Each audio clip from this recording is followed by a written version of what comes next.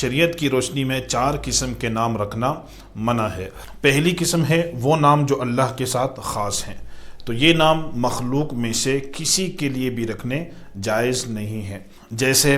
رحمان کسی کا نام رکھنا، سبحان کسی کا نام رکھنا، قادر، خالق، رزاق، رازق، قیوم اور غفار۔ تو ان ناموں کو رکھنا یا کسی کو ان ناموں کے ساتھ پکارنا بالکل حرام ہے۔ ہاں، اگر ان کے شروع میں لفظ عبد کا اضافہ کر دیں، جیسے عبد الرحمن، عبد السبحان، اور اسی طرح عبد القادر، عبد الخالق، عبد الرازق، عبد الرزاق، عبد القیوم، عبد الغفار، تو اس طرح لفظ عبد کے ساتھ یہ نام رکھنا جائز ہیں۔ لفظ عبد کے بغیر ان ناموں کو رکھنا یا ان ناموں کے ساتھ کسی کو پکارنا شریعت کے اندر بالکل حرام ہے۔ دوسری قسم کے نام جو شریعت کے اندر منع ہیں وہ حروف مقطعات پر نام رکھنا، کہ آپ نے دیکھا ہوگا کہ سورتوں کی شروع میں الف لام میم، الف لام را، الف لام میم را، حامیم، حامیم عین سین قاف، اور اسی طرح یاسین طٰہٰ، یہ حروف مقطعات ہیں۔ ان الفاظ کے معانی کو اللہ اور اس کے رسول کے علاوہ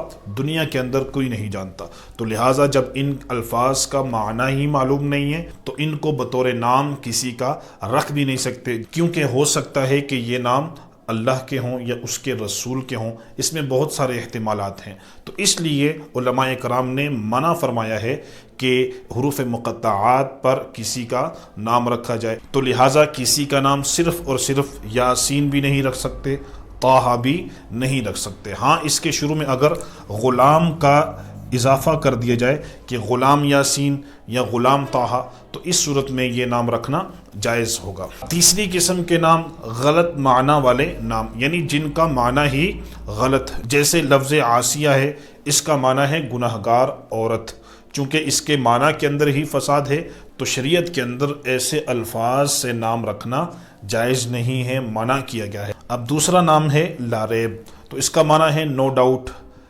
کوئی شک نہیں ہے، بے شک۔ اس لفظ کا کوئی مطلب ہی نہیں بن رہا، تو اس لیے اگر کسی نے یہ نام بھی رکھا ہوا ہے تو اس کا بھی چینج کر دینا چاہیے، اچھے اچھے ناموں کے ساتھ جو ہے وہ اپنے بچوں کا نام رکھنا چاہیے۔ اور تیسرا ہے انعمت، یہ نام بھی نہیں رکھ سکتے کیونکہ یہ ایک پورا سینٹنس ہے، جملہ ہے، تو جملہ جو ہے وہ کسی کا نام نہیں بن سکتا، تو اس لیے ایسا نام بھی اگر کسی نے رکھا ہوا ہے تو اس کو بھی بدل کر دوسرا نام، کوئی اچھا سا نام رکھ لینا چاہیے۔ اب جن ناموں سے شریعت نے روکا ہے ان میں سے جو چوتھی قسم ہے وہ ہے اپنی بڑھائی والے نام رکھنا، یعنی ایسا نام کہ جس کے اندر اپنی بڑھائی بیان ہو رہی ہو۔ مثال کے طور پہ برہ، یہ حضور علیہ السلام کے زمانہ مبارک کے اندر ایک عورت کا نام تھا۔ جب حضور نے سنا تو آقا کریم صلی اللہ تعالی علیہ وسلم نے فرمایا کہ آپ یہ نام تبدیل کر کے اس کی جگہ یا تو جمیلہ رکھ دیں یا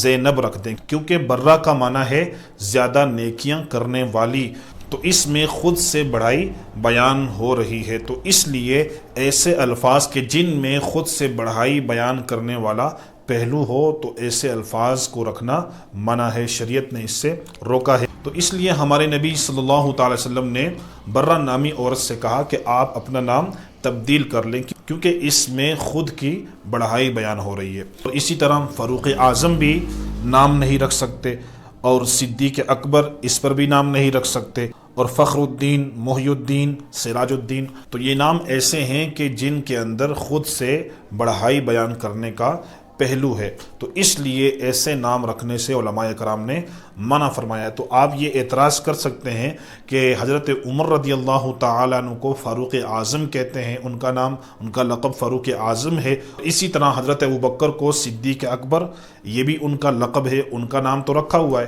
تو اس کا جواب یہ ہے کہ یہ انہوں نے خود اپنے نام نہیں رکھے، ان کے پیدائش کے وقت یہ نام نہیں رکھے گئے، بلکہ جب لوگوں نے دیکھا کہ حضرت عمر زیادہ عدل کرنے والے ہیں تو اس لیے لوگوں نے ان کے اس اچھے وصف کو دیکھ کر ان کا لقب ہی فاروق اعظم رکھ دیا۔ اسی طرح حضرت ابوبکر صدیق رضی اللہ تعالی عنہ بہت زیادہ سچ بولتے تھے، تو آپ کے اس سچ بولنے کی وجہ سے جو بعد کے لوگ تھے، آپ سے محبت کرنے والے جو لوگ تھے، انہوں نے آپ کا لقب صدیق اکبر رکھ دیا۔ تو یہ انہوں نے اپنے نام خود نہیں رکھے، بلکہ لوگوں نے ان کی اچھائی کی وجہ سے ان کے یہ نام رکھ دیے ہیں۔ تو لہٰذا یہ چاروں اقسام والے نام رکھنا منع ہے، شریعت نے اس سے روکا ہے۔ تو لہٰذا اپنے بچوں کے نام انبیاء کرام، صحابیات اور اسی طرح اولیاء کرام، شہداء کرام، ان تمام کے ناموں پر رکھنے چاہیے۔ ایسے نام ہونے چاہیے جن کا معنی معلوم ہو، جن کا معنی اچھا ہو،